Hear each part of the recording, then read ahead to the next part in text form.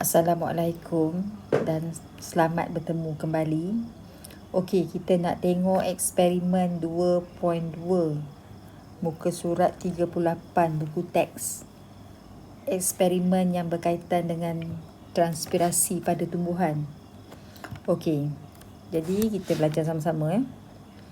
Okey, tajuk dia kesan faktor persekitaran. Kesan faktor persekitaran terhadap kadar transpirasi dengan menggunakan potometer. Okey, kesan faktor persekitaran terhadap kadar transpirasi dengan menggunakan potometer. Okey, penyataan masalah. Penyataan masalah.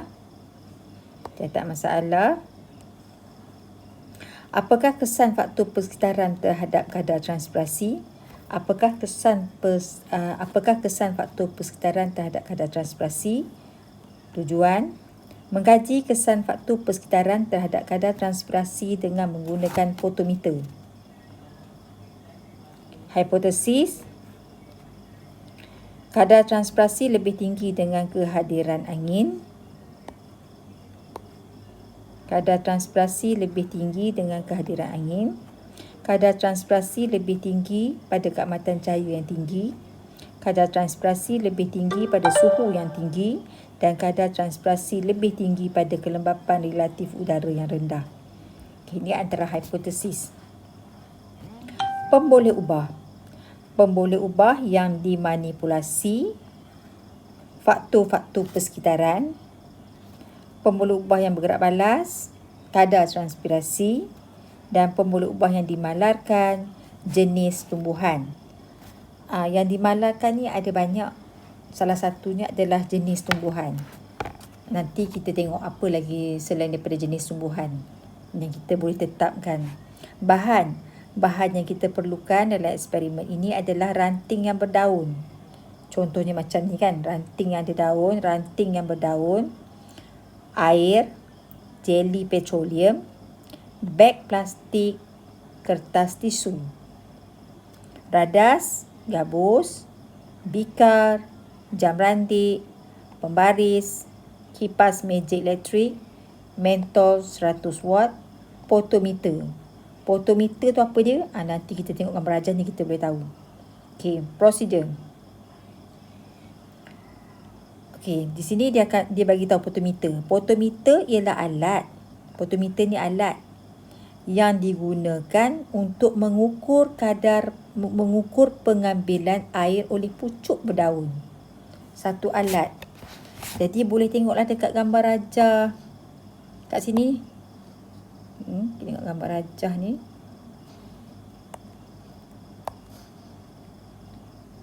Okey, inilah potometer. Inilah alat potometer, susunan radas potometer. Okey. Ada inilah rajah ni yang awak nampak ni, inilah gambar potometer.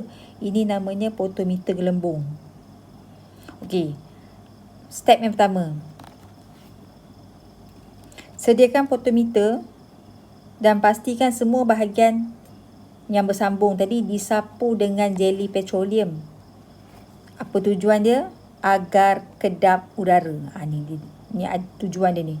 Disapu dengan jeli petroleum. Contoh dia macam gel minyak-minyak tu, supaya nak bagi sambungan tu tak dimasuki udara. Potong ranting tumbuhan yang berdaun di dalam air. Potong ranting tadi di dalam air. Pastikan saiz batangnya dengan gabus penutup potometer sepadan. Okey. Pastikan saiz batangnya dengan gabus penutup potometer sepadan. Yang ketiga, letakkan ranting berdaun pada potometer dan sapukan jeli petroleum agar kedap udara. Okey. Lap semua daun sehingga kering menggunakan kertas tisu. Kalau daun tu basah, kita lap bagi dia kering.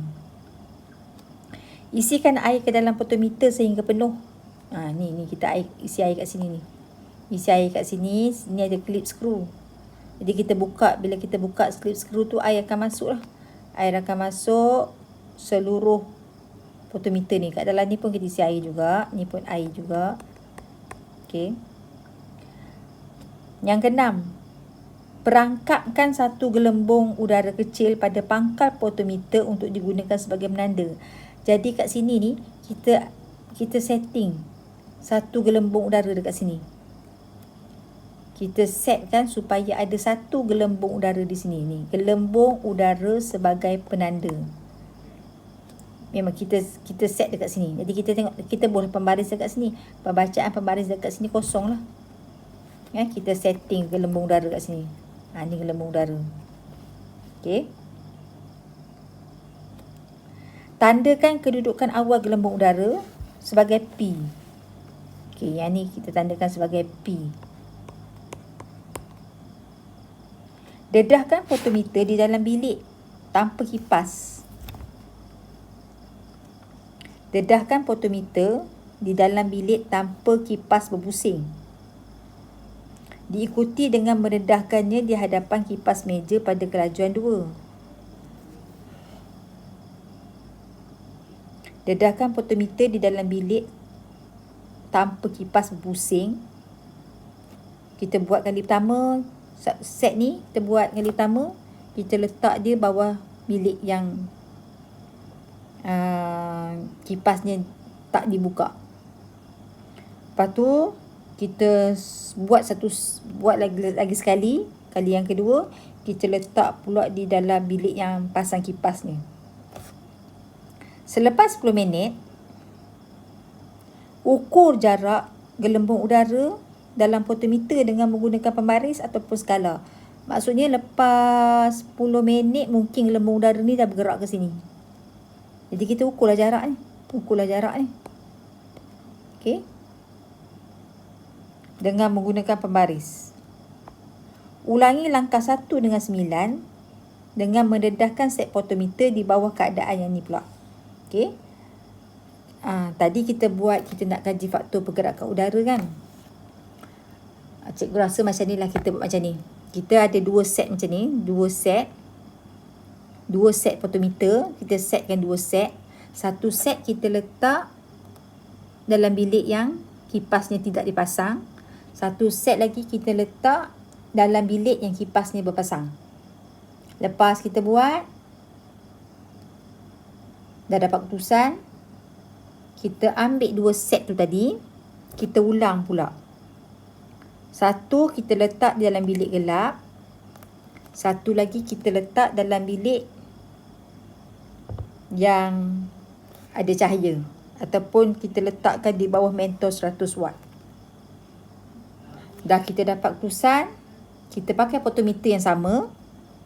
Kita letak pula, kita nak kaji faktor suhu pula. Satu fotometer kita letak di dalam bilik yang ada penyaman udara. Satu lagi dalam bilik yang tak pasang aircon.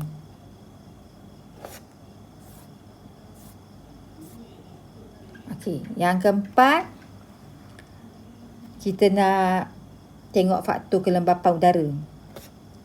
Satu set fotometer tadi, pokoknya kita tutup dengan beg plastik lembap.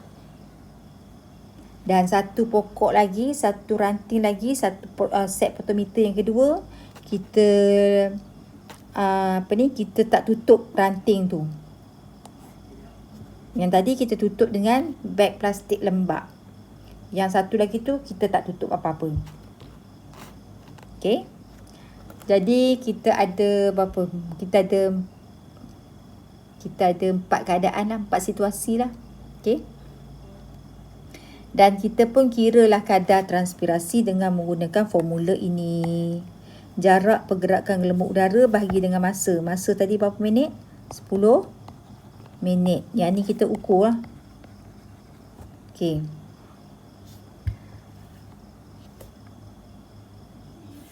Okey, saya nak tunjuk gambar fotometer. Ini adalah contoh gambar fotometer gelembung. Okey. Konsepnya macam ni lah. Ya. Gelembung udara ni akan bergerak ikut anak panah ni. Dia akan bergerak macam tu. Ini adalah kita set awal kedudukannya di sini.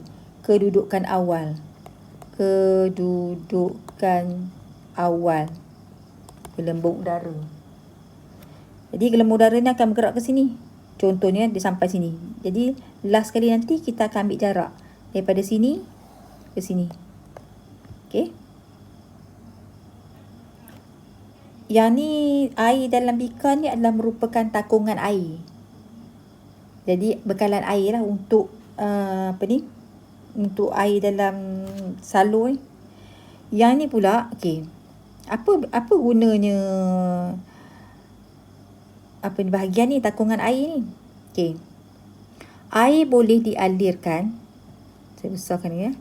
Air boleh dialirkan daripada takungan ke dalam tube kapilari untuk mengembalikan gelembung udara ke pangkal tube C apabila eksperimen tu nak diulang. Katalah macam ni lah. Okey, saya padam ni. Kita pun buatlah untuk kali yang pertama. Kita buat kali pertama, mula gelembung udara dekat sini kan. Gelembung udara ni akan bergerak lah. Bergerak.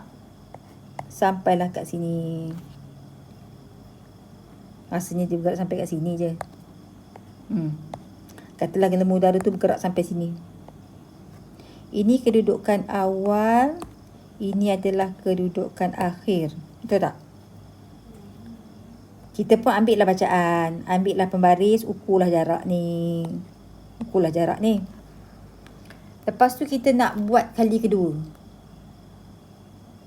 Macam mana kita nak gerakkan gelembung udara yang di sini tu yang akhir tu nak balik ke awal? Kita buka lah klip ni. Bila kita buka klip ni, air akan mengalir turun. Air yang mengalir turun ni akan menolak gelembung udara yang kedudukan akhir ni balik ke kedudukan asal balik. Jadi bila air keluar dekat ikut klip ni kita bila macam pipe lah, bila kita buka, air tadi akan tolak, dia akan tolak gelembung udara yang kedudukan akhir tu kembali kepada kedudukan asal. So kita boleh set lagi sekali kalau kita nak buat banyak kali.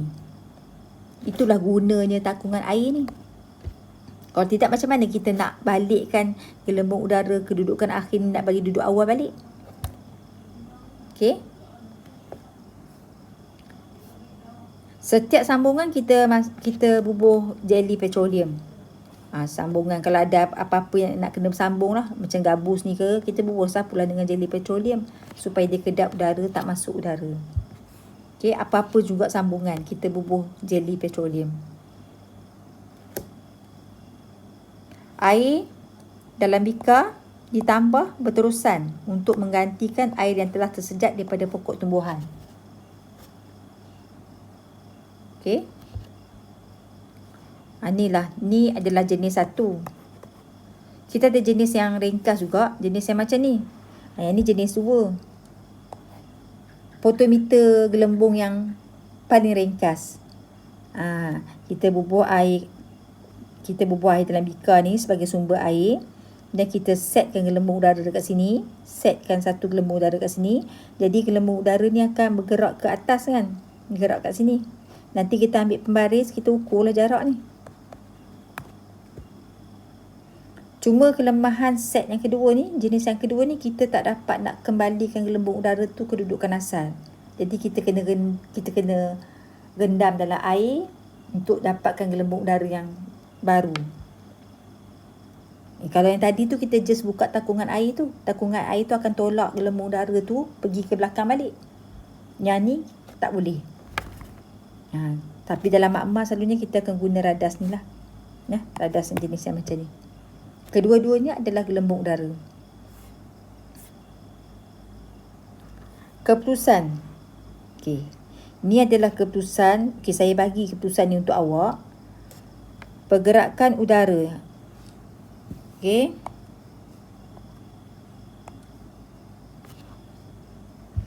Dalam keadaan pergerakan udara laju 3.7, perlahan 1.5. Keamatan cahaya tinggi 3.3, keamatan cahaya rendah 1.1, suhu tinggi 4.1, suhu rendah 1.5, kelembapan udara relatif tinggi 0.7, kelembapan relatif udara rendah 2.4. Ni adalah jarak pergerakan gelembung udara tadi dalam sentimeter. Okey, dalam masa 10 minit berapa cm dia bergerak. Dan saya nak awak kirakan kadar transpirasi. Macam mana nak kira kadar transpirasi? Jarak bahagi masa. Masa 10 minit. Yang ni awak settlekan. Awak cari. Okey.